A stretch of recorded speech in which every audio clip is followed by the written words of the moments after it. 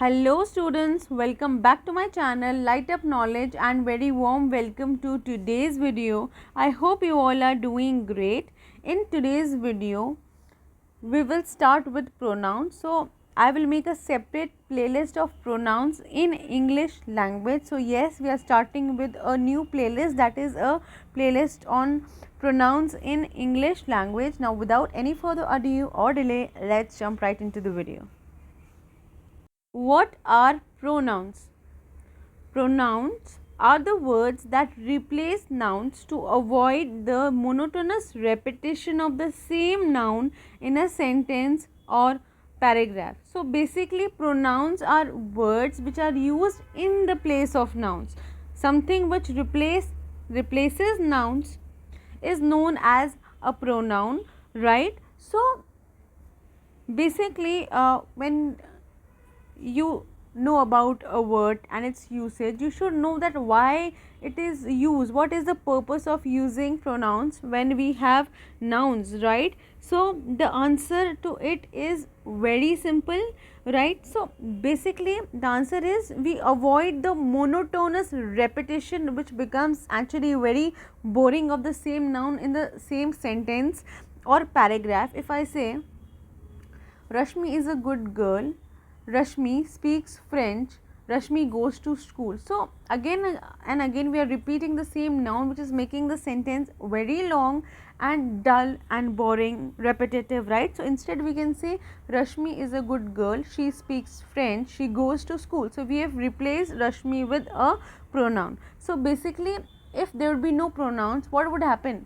So without pronouns, no, would keep repeating the same nouns and that would really become very dull, repetitive and actually make our speech and writing very repetitive, very monotonous. It has its implication in written English and spoken English as well. So in written English it will make your words very bulky, your paragraphs very bulky and you are repeating the same words again and again, so it will become very boring that way, right? And what are its implication, its importance in spoken English? So in spoken English, when we speak a word and we keep repeating the same word again and again, it makes the speaker sound very repetitive, dull and we cannot basically connect to that speech. So therefore it has its importance in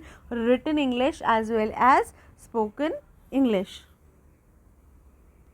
Let us have a look at an example. The first example contains nouns. All the underlined words are nouns and you'll observe a repetition in the nature.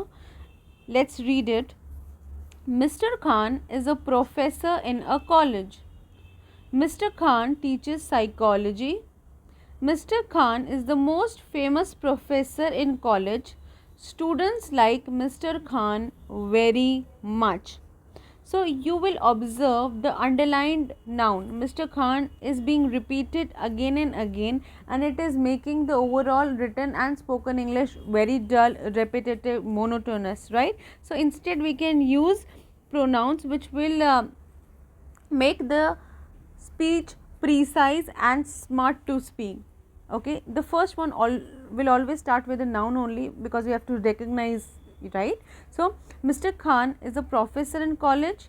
He teaches psychology. He is the most famous professor in college.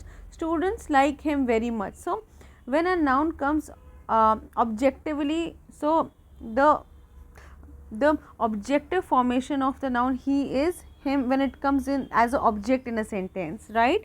We will cover everything in detail in the upcoming videos when we will discuss the kinds of nouns. So yes guys, that was all for today's video. I hope you enjoyed watching it and you found it useful.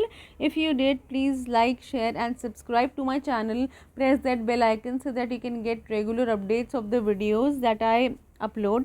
Until we meet next time, keep learning, keep growing, keep spreading love and peace everywhere. All the important links of the playlist will be linked down in the description box for you to check.